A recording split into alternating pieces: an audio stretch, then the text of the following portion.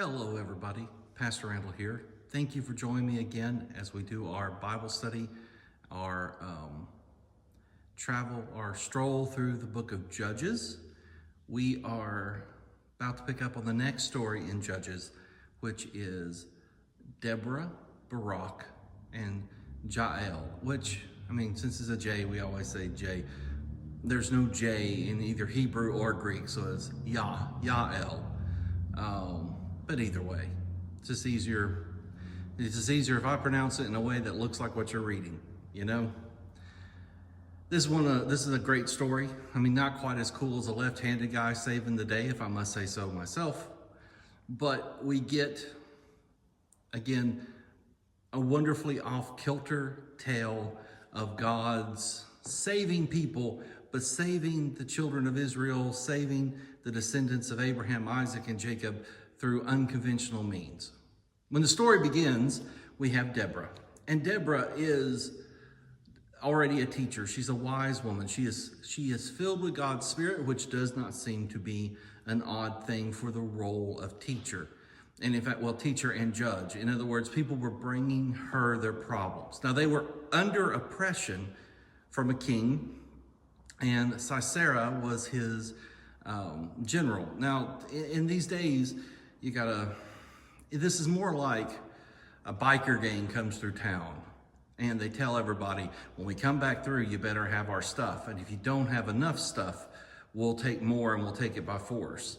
This is not the age of empires, which we'll get to. New Testament is under the Roman Empire, where there's governors and there's a standing army.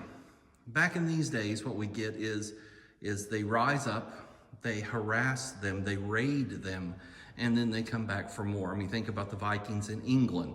Or if you're into movies, the Seven Samurai movie, the way the bandits sort of do that. And of course, if you're not into international films, you may have seen the Western version, the American version set in the Old West, called The Magnificent Seven with velvet sequels. This is what we're talking about. So Deborah is sort of helping the people. Like they're bringing their problems to her. I think he stole my sheep and stuff like that. And they believe that the Spirit of God is upon her so she can discern right from wrong. She's helping people. But then she gets a revelation that's new and different. She calls Barak, who is sort of, the implication is he is the strapping young man, right? He is handsome and tall and ready to go. And she says, Barak, I need you to lead an army. If we wipe out the army and we wipe out the general and kill the general Sisera, we will have the day. And Barak goes, I'll go if you go with me. Now, this is a complicated thing because now our strapping soldier man has less trust in God than our woman, which, while not surprising to us today, is literally undermining the gender stereotypes of the era. And for many years after the story was conceived.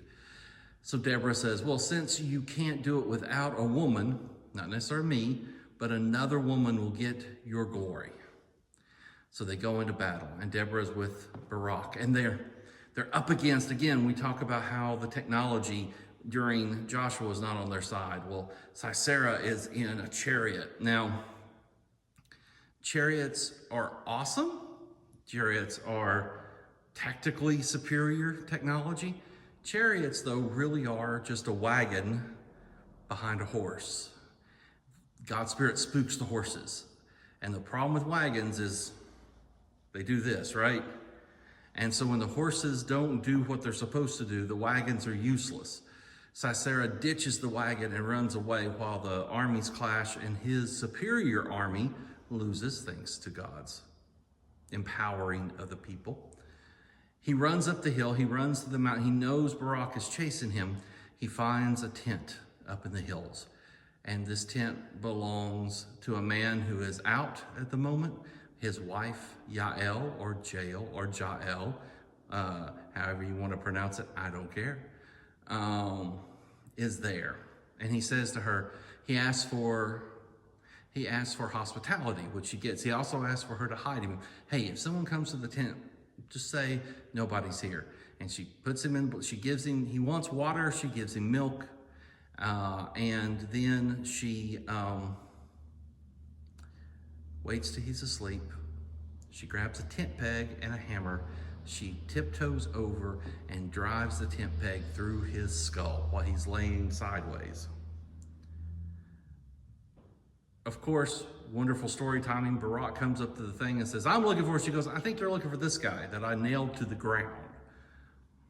And then it is over. Now, the next chapter, which was even better, Deborah and Jael have a dance party. I mean, there's nothing more girl power, girl boss than this. I nail a man's head into the ground, and then we're going to have a dance party. There is this beautiful poem, song, that Deborah sings.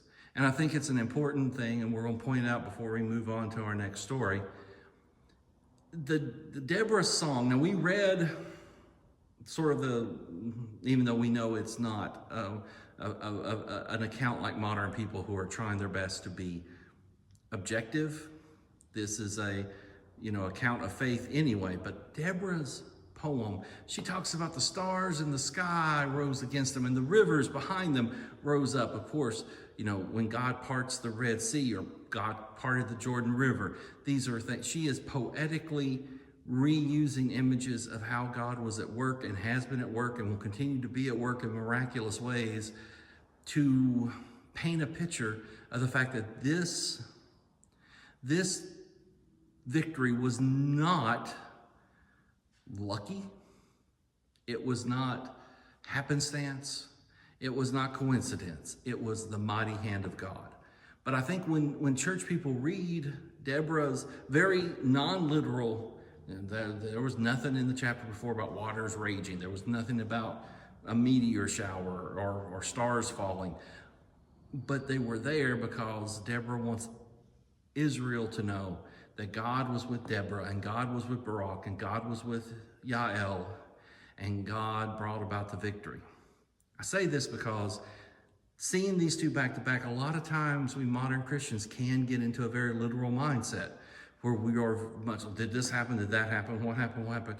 And sometimes when we do that, we don't mean to, but we twist the Bible because we assume the only way the Bible can be true is to literally be Action 10 News today. Here's the story presented as objectively as possible. There is nothing objective in Scripture, and that's okay because that's how it's meant to be. Sometimes the poetry of the heart is better than a news report anyway, and that's where we leave them. Thanks for being with me. Hopefully, I keep always forgetting to say this, but like and subscribe because that's the things that social media loves. YouTube does not appreciate how many videos I put up without bringing new subscribers to a page. But what are they going to do? So please do that. That would really help us. But also be with me for tomorrow's video where we pick up with Gideon. Thank you very much, and God